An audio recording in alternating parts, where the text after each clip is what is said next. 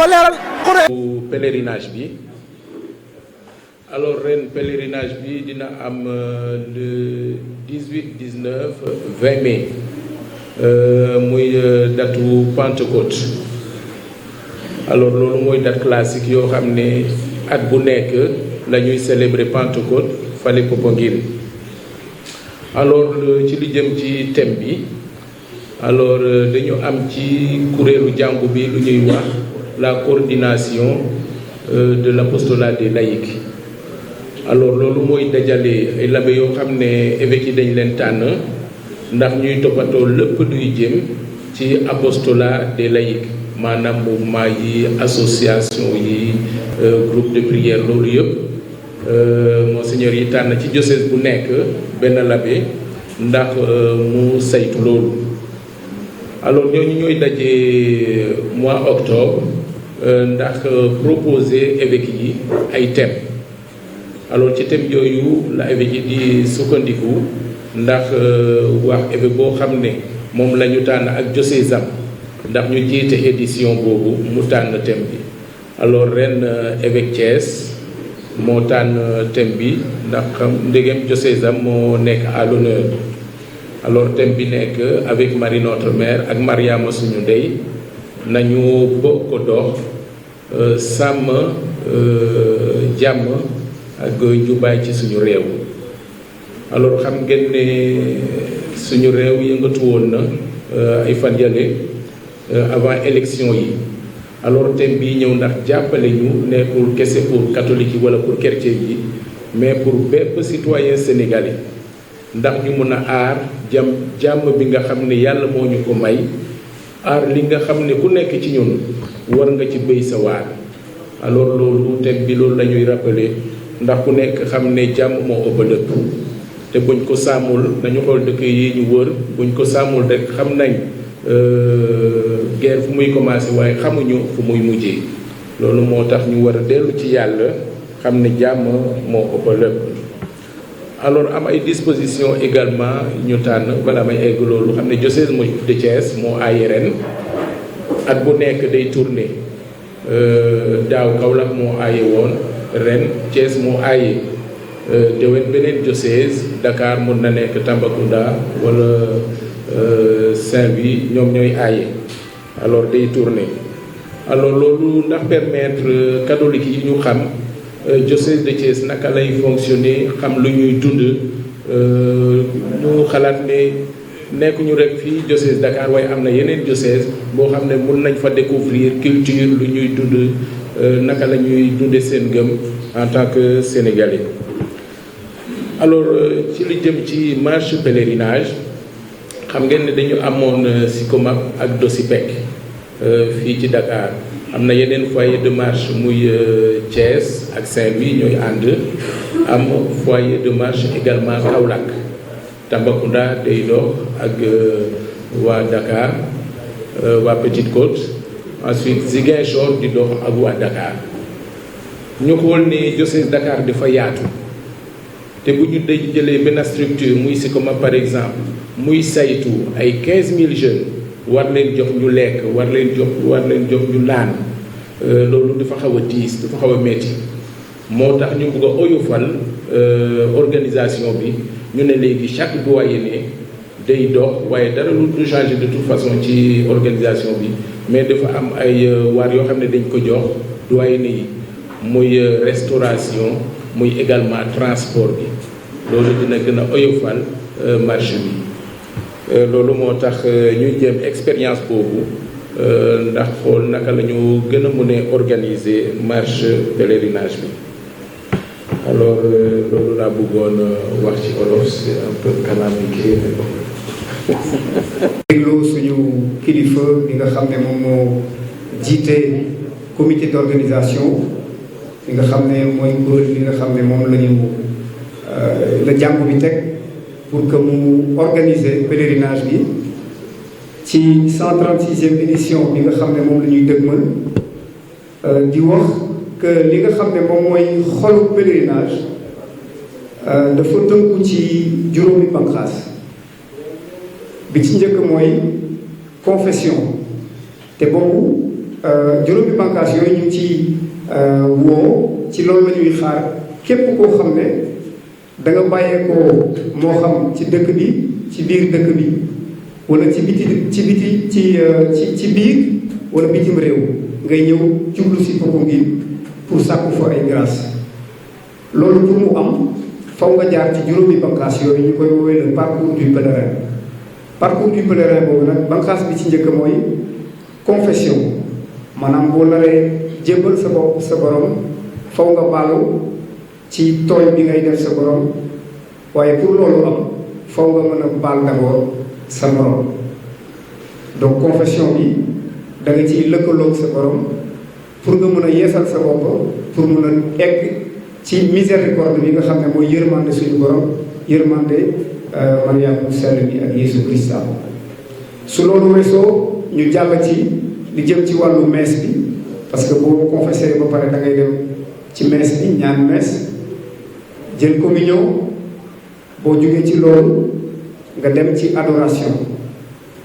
maanaam loolu yëpp dafa am foo koy teg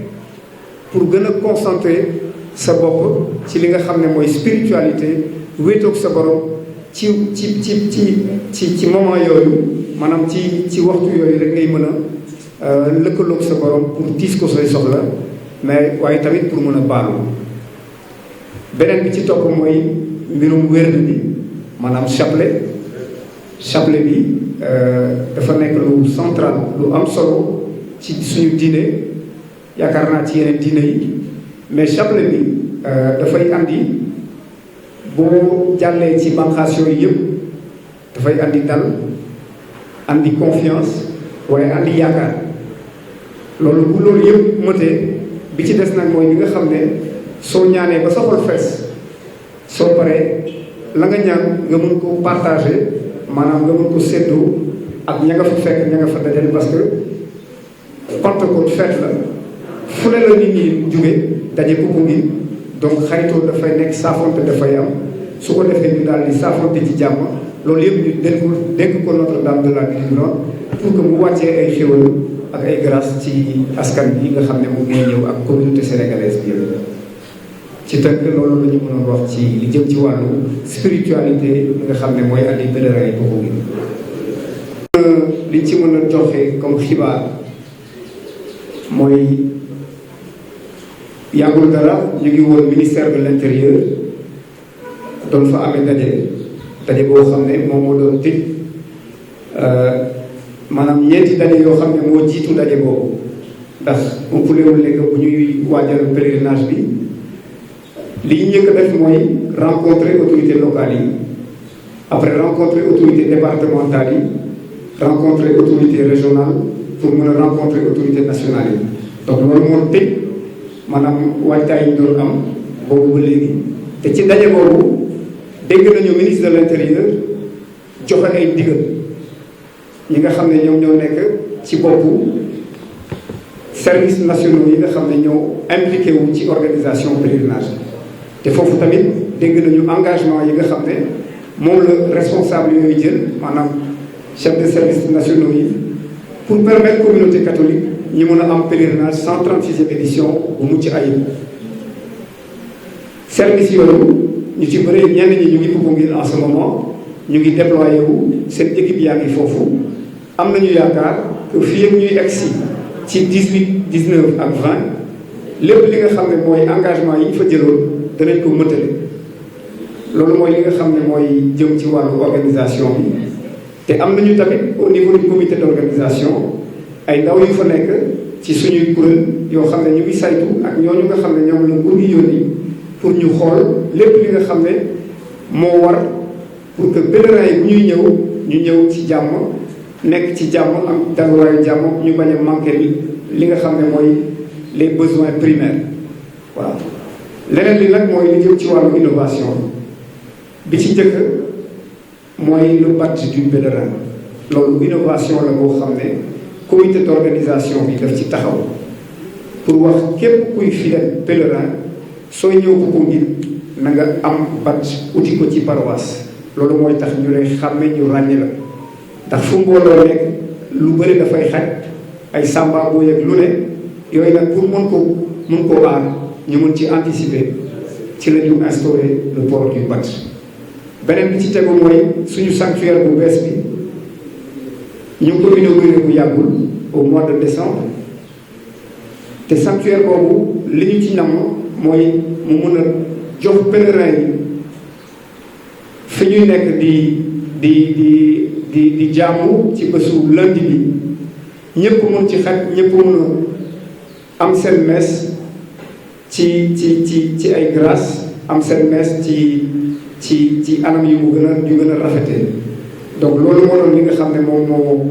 nekk innovation bu fekkee am na yeneen innovation yoo xam ne tamit rëcc na ma xam naa ne ñi ma nekkal ci plateau bi fii abe dina ci am lu mu ci yokk. ndax ñun ñëpp ñoo bokk liggéey bi ndax dañ naa lu benn man fu ko dàq rawatina man doomu mu ma nekk ci tali bi ñoom tamit bu ñu ñëwee ñoom it présence bi ci tali bi accompagné ànd ak ñun association des mécaniciens et mécaniciennes du Sénégal A2S. suñu objectif mooy 0 accident ren tout chaque année loolu la ñu wax objectif 0 accident jóge Popenguine dem Popenguine ci jàmm ñibbisi ci jàmm loolu la ñuy ñaan ñëpp maa ngi leen di remercier bu baax sama yeneen naa ko mën dinañ ci dolliwaat incha allah. national bi nga xamante ni chef Dianka moom moo ko jiite léegi ñu ne waa nan la déployé 180 personnes téeméer ak juróom-ñeent fukki nit nga xam ne dañu ko répartir ci ñetti checkpoint moom mooy entrée Sindia dinañ fa am benn checkpoint entrée Sindia beneen bi dina nekk sortie 14 mooy sortie péage beneen bi ci topp dina nekk entrée Popenguine ci intersection bi dana villager majeur ak Ndayane ci loolu 180 personnes yi dina ci am ay numéro de téléphone yi ñuy joxe xam naa ne dinaa ci tënk rek mais quand même flyer yi dinañ ko jox comme de l'organisation bi dinañ ko tasaare ci réseaux sociaux yi journalistes yi aussi mën nañ leen ko ci jox ndax dañu bëgg a pèlerin yëpp jot ba tax na Revage nag suba lay dem demain soir vendredi ci lay dem fanaan bu demee nag nar na assuré ñetti base yooyu parce que ci àll bi lay nekk léegi aussi dinañu jox quelques recommandations parce que oto dafa am lu muy doxee comme ni ko suma sœur Ali moo waxee di ko nuyu bu baax a baax mooy que oto dafa am lu muy doxee oto dafay laaj entretien rawatina bu waree voyager recommandation bi nag le minimum nañu vérifier niveau yi nga xamante ne ñoom ñooy tax oto yi mën a dem bokk na ci huile bokk na ci liquide de frein bokk na ci ndox organes yi aussi war nañu ko xool organes yi nag dafa am lu minimum nit ki war na xool li nga xamante ne moom mooy retour parce que retour lu am importance dafa fu mu amee problème sa intervention du gaaw ndax retour yi nga am na retour yi nga xamante ne bu génnee doo mën a gaaw a déplacer oto bi tant que yow jëloo oto nga jégal ko ci kawam te ku ne xam na ne pan ci kaw tali dafay causer accident ci wàllu accident su ma la wax jigéen Alima wax na ci kon mën naa ci bañ a revenir mais comme dañuy bëgg zéro accident yi ci dëkk ci jàmm ñu ci jàmm dañuy bëgg di éviter accident yi te pour ñu éviter accident yi nañu préparer oto bi te ñu nekk en bonne santé moo tax ci war nañu xool seen retour war nañu xool seen amortisseur war nañu xool seen panneau war nañu xool seen pare-brise am na ñi nga xamante ne bëgg la ñuy dem am na ñi nga xamante ne bëgg la ñuy dem pare-brise nag bu fekkee dafa gudd borom bu mën a gis boo mënul gis aussi doo mën a def li nga xamante ne lu baax bale recyclage aussi war nañu ko xool bu baax a baax ak lumière aussi lu am solo la ci oto te war nañu ci bàyyi xel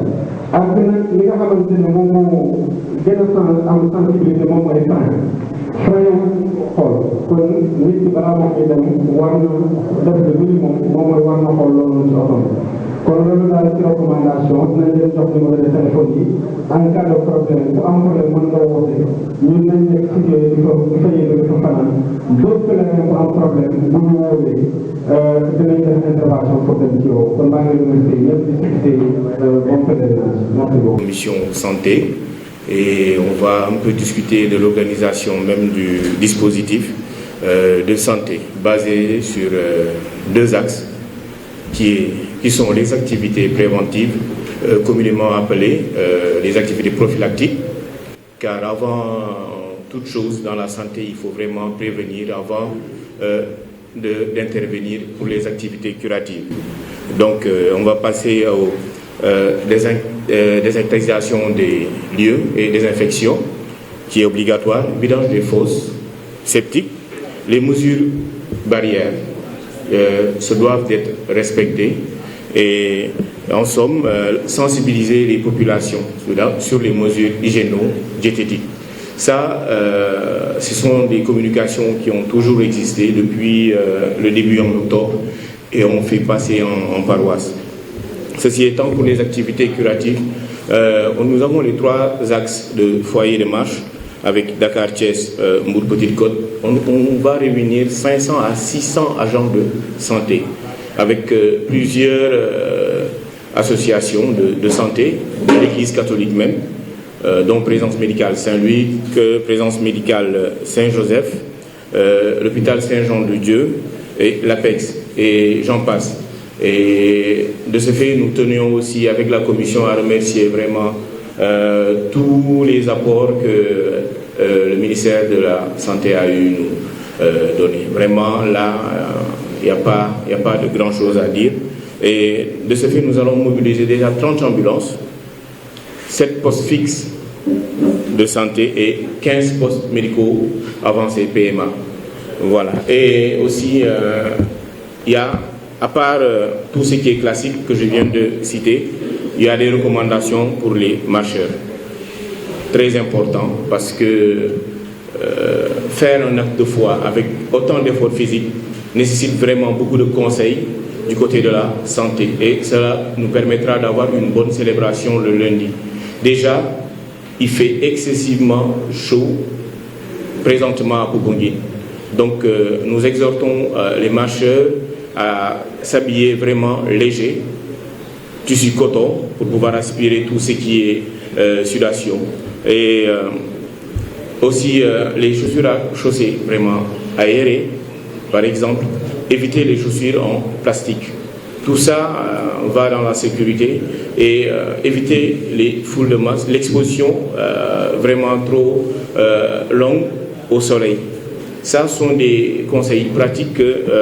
tout marcheur se doit vraiment de respecter. Saisir toute occasion pour boire de l'eau. Qu'on ait soif, qu'on n'ait pas soif, il faut s'hydrater. Cela va de soi, c'est une base par rapport à tout ce qui est santé. Ça, tout le monde le sait, mais le rappel est quand même pédagogique. Se laver régulièrement les mains avec de l'eau et du savon et les gels hydroalcooliques que nous avons déjà vécu, mais normalement c'est une habitude et la répétition comme on dit. Éviter tout ce qui est bousculade. C'est très important, il y aura une foule immense. Les bousculades, surtout dans les reliefs accidentés, vraiment éviter. Avoir des chaussures avec des antidérapants et des talons plats. Pour les personnes souffrant de maladies, vraiment nous exhortons à venir avec la médication adéquate, c'est-à-dire si vous êtes diabétique, venir avec tout ce qui est par rapport à la maladie. En somme, c'est juste des conseils pratiques que tout pèlerin, normalement, et bien aguerri, se doit de respecter en matière de santé. Je vous remercie. loxo yi mu gën a seddee suñ njaboot ci di ñëw.